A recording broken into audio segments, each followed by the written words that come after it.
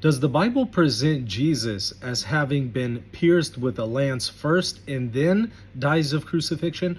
Or do the Gospels depict the other way around, the other order of events, that he's crucified, dies, and then is pierced with a lance after he is dead? You know, what's fascinating is if you open up your, most likely whatever translation you're using of the Bible, open up the Gospel of Matthew, it doesn't say anything about the lance.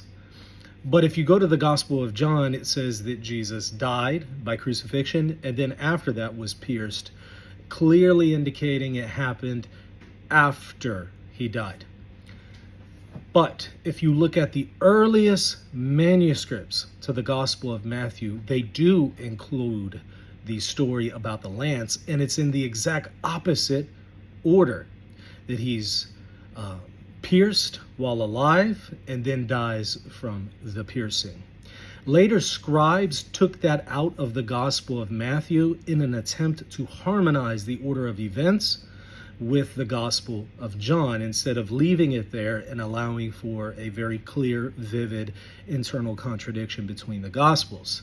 So what's interesting is modern day Bibles have gone with the alterations of later scribes rather than the earliest textual witnesses that sustain this tension between the two Gospels.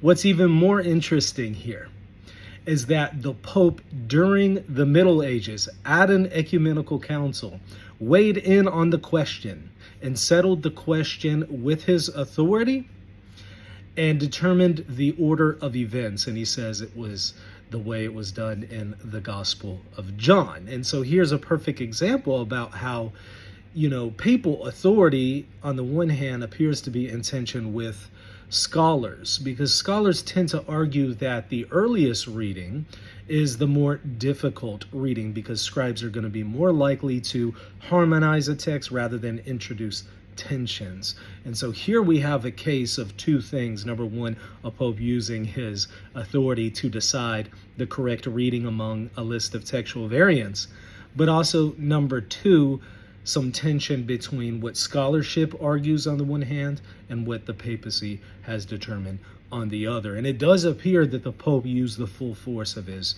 authority and papal office at this ecumenical council because he uses very, very solemn papal language. So it appears the matter is settled in the Catholic Church, but of course, scholars continue to debate these things. If you want to learn more about this, make sure to hit the subscribe button. Plenty more coming.